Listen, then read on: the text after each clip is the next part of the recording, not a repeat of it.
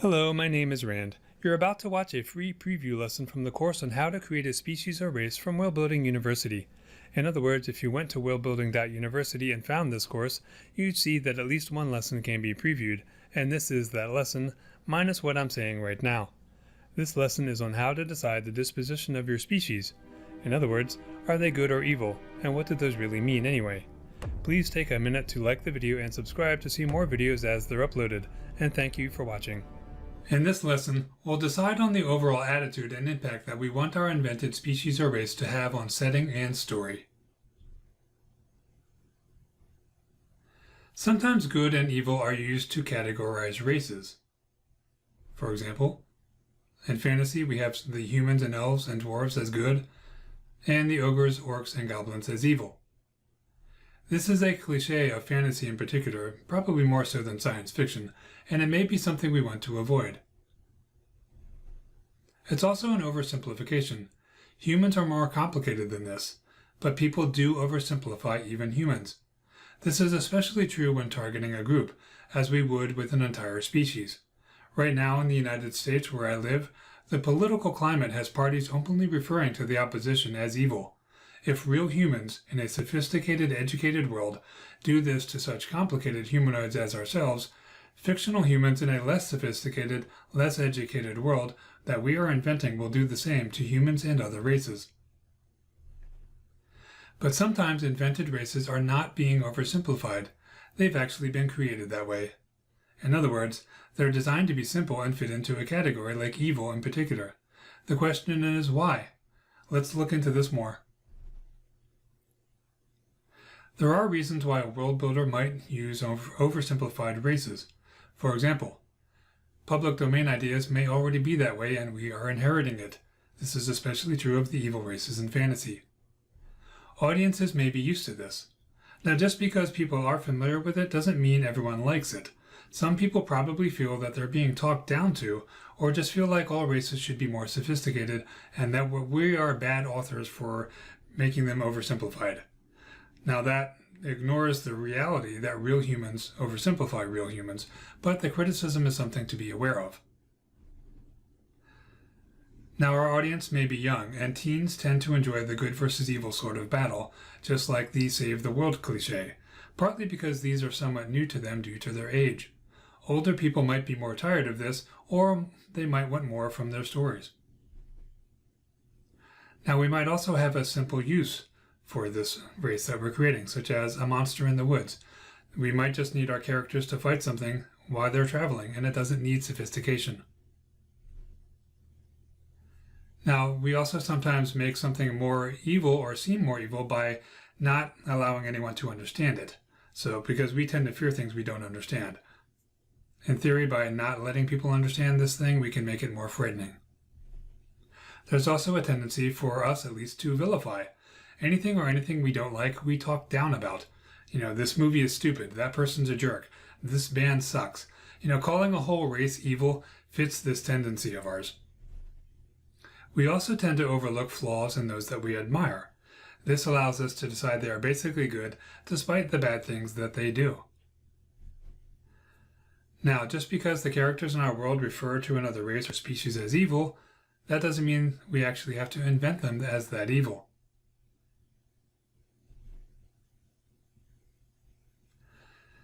One of the things I've noticed is that good and evil races are not seen as equal. What do I mean by that?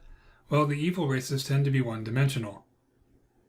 But the good ones tend to be more like humans and have more layers to us. So the good ones are not really good all the time, but they exhibit evil behavior while being shown as mostly good. The good still do bad things like lie, act with prejudice or discriminate, or disobey less important laws. Basically, these are not major crimes that would cause jail time and have us be a criminal, and therefore they're sort of evil, but they're, that's not that bad. We can consider ourselves still basically good. Then there's the question of uniformity. There are good humans and the evil ones.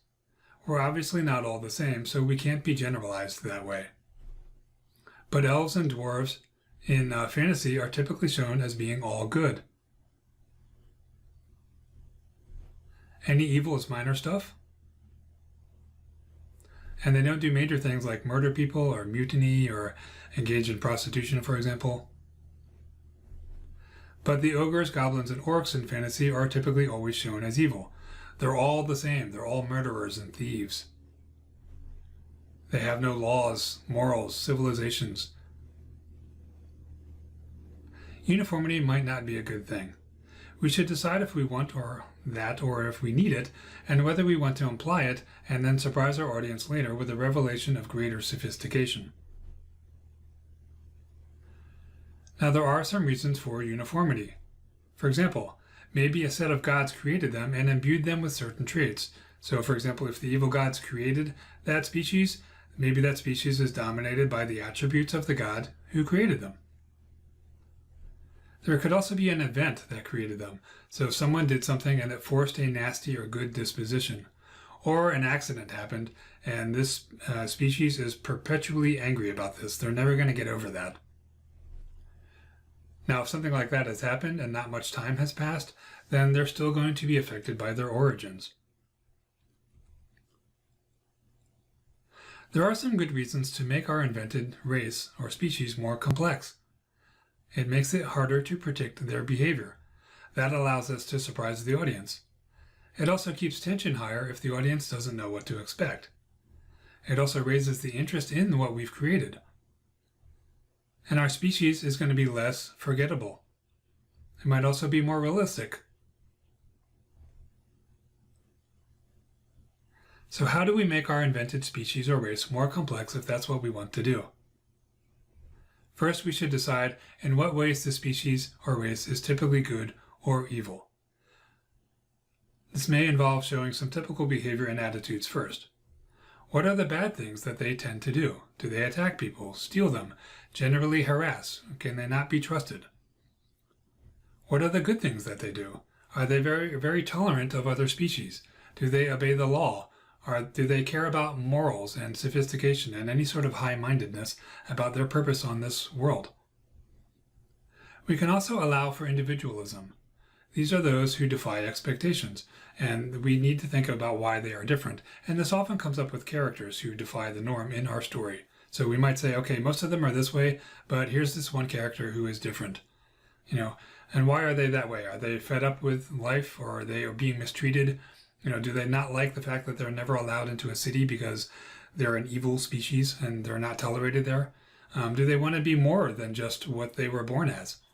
And is there any sort of justification? That's all we really need, is some kind of reason. What does it typically mean to be good or evil? What I'm about to say are some generalizations, and there are always going to be exceptions. Good generally means we're peaceful and constructive, but for evil, we're dangerous, violent, and destructive. The good are going to be civilized, and of course the evil are not going to be. The good are going to be moral, whereas the evil will be amoral. We're going to be intellectual, while the evil are going to be emotional and unruly. We will have laws that we try to follow, at least to some degree, and they're going to have no laws or have a survival of the fittest attitude. We also, good humans, we try to overcome our base desires like jealousy or fear or prejudice, for example, or most of us do, hopefully. But evil ones, in theory, they just go ahead and give right into those. If they get angry, they strike somebody, for example. Humans and other good species, we try to save people from harm. But the evil, they may just let someone get themselves into trouble or get killed and think it's funny, for example. Now, an overtly evil species might limit our use of them. They may not be allowed in settlements. We might only be able to use them as the henchmen of some evil overlord. Or maybe they're just some evil thing out in the woods. They may not be part of our main cast of characters, and therefore we can never really show deeper revelations about what their kind is like. That's partly because we're not going to have conversations with them. Our main characters are probably just going to kill them if they run into them. Now, a mostly good species tends to be a little more useful. None of the above are typically true. In fact, it's often quite the opposite. They create settlements, kingdoms, technology, spells, and more. They typically control the world, or civilized parts of it anyway. Now, a complex species is the best of both worlds. No one knows what to expect. But assumptions may exist that they are basically good, and therefore they are accepted and tolerated. Now, if we create a species that has two races, we can overcome some of these limitations. We can make one race good and one race evil. This benefits from an explanation. For example, maybe the evil gods created an evil version of a good race. Or maybe an event corrupted that good race, and now, as I said before, now they're just mad and they're never really going to get over what has happened to them. And, that's colored their view of life. Now, when we do this, we can make the appearance of these two races similar enough that they can masquerade as each other. They can get into places where the other one is allowed, but they're not. They can spy, they can surprise characters and the audience, and they're generally more fun and rewarding for us and the audience, but our characters might not appreciate this so much. If you haven't already, it's time to ask yourself a few questions. Do you want a simplified species or race for your current project? If so, that's going to speed up your development time, and it's going to eliminate some of the tasks. Decide if they are a force for good or evil. This is going to guide your choices as we continue. Now, if they're more complicated like humans, inventing them takes more time. You should do all of the lessons in this course and pay special attention to the ones regarding their mind, as that is where the complexity is usually found. For example, their worldview, society, customs, history, and relationships. It's time to write down some decisions. Open the template you previously downloaded. On the page where this video is playing, there's a new section of that template for the disposition. Download that file and copy the text to the existing template you've been using. That instruction is in the file as well. Under the disposition section, you want to write a decision, and I've got some examples here as inspiration.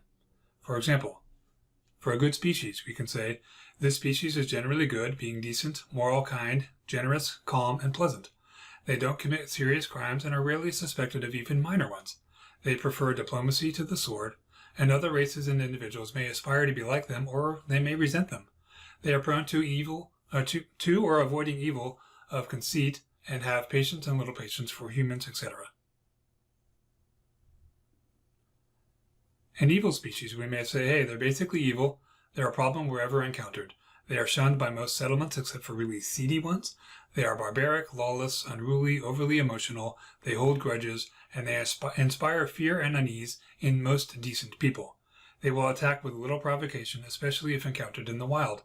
Lifespans are short due to death by misadventure.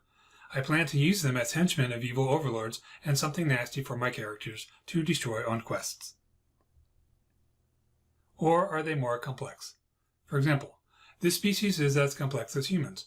While they have high-minded ideas, education and philosophy, and virtuous morals, they still commit violent crimes, steal, and end up imprisoned or doing hard labor. It is not possible to know what all of them are like based on your experience with a few of them. However, they are generally good, with a small percentage giving into these things due to life circumstances like poverty and poor education. I plan to use them for complex stories and commentary. Now feel free to improvise on this kind of stuff. It's your project. I just wanted to give you, these are kind of like writing prompts, something to get you going. And this is the kind of thing you really want to be writing down in your files. When you're done with this, I'd like you to do the quiz that's on the same page as this video lesson, because this will drive home a lot of the points that we've covered today. See you at the next lesson. Okay, that's the end of the preview.